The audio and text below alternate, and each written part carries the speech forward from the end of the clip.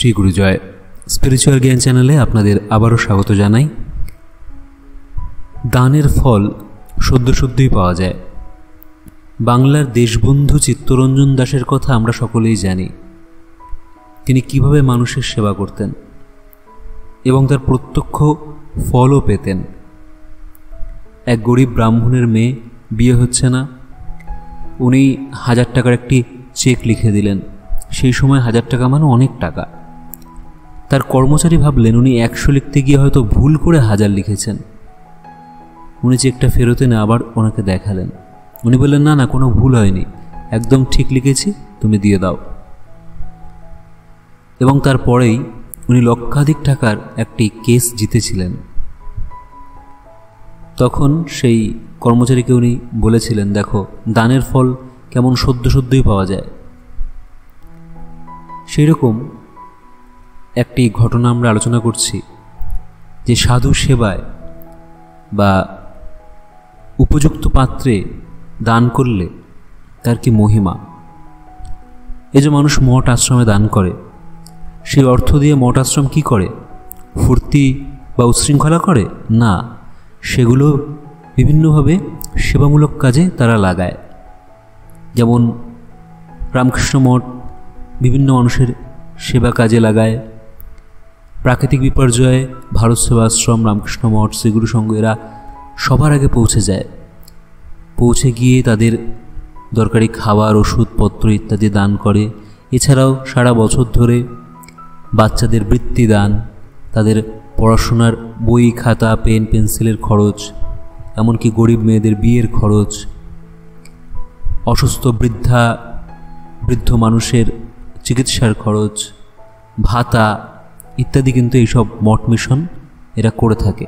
এগুলো কিন্তু খবরের চ্যানেল বা কোনো নিউজ মিডিয়া এগুলো কিন্তু শেয়ার করবে না, এইসব তথ্য শেয়ার করবে না।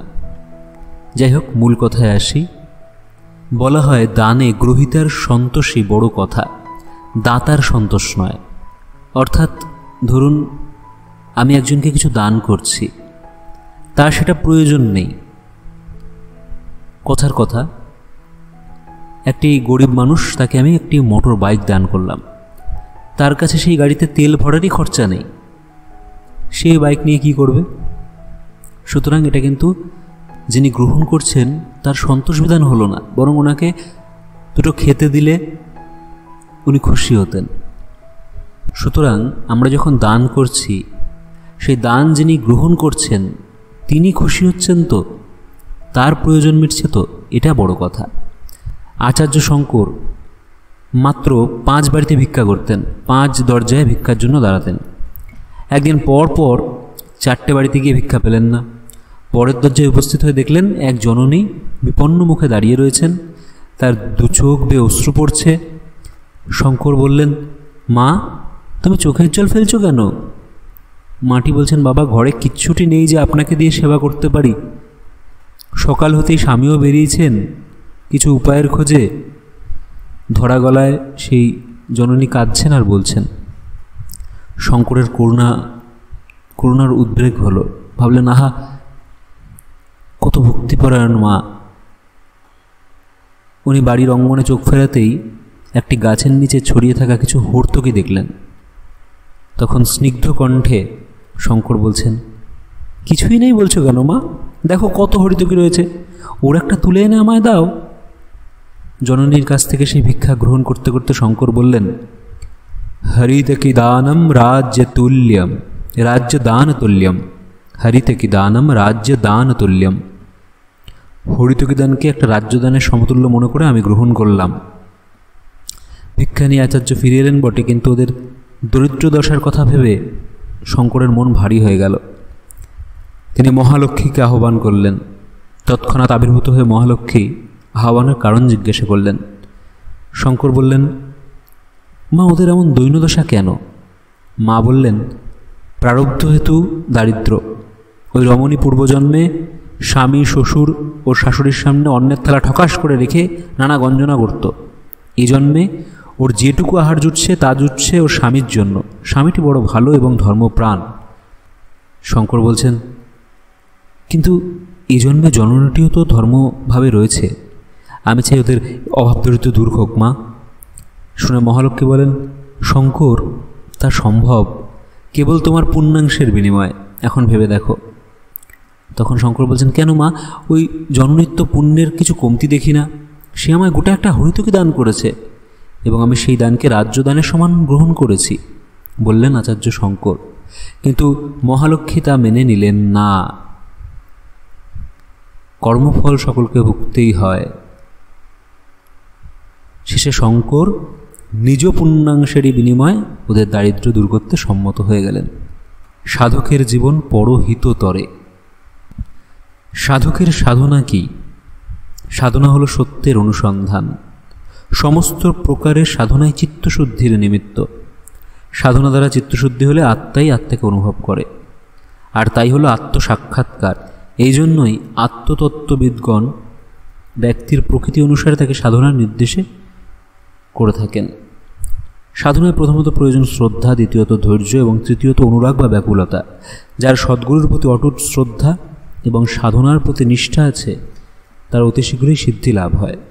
সিদ্ধি হলো জীবনের গভীরে পরম সত্যকে বোধে বোধ করা, এটাই জীবনবোধ। শাস্ত্রে যে মেনকার কথা বলা হয়েছে সেটি কি না মন। মনই মেনকা। মানুষের মনই তাকে নাচিয়ে ফেরে।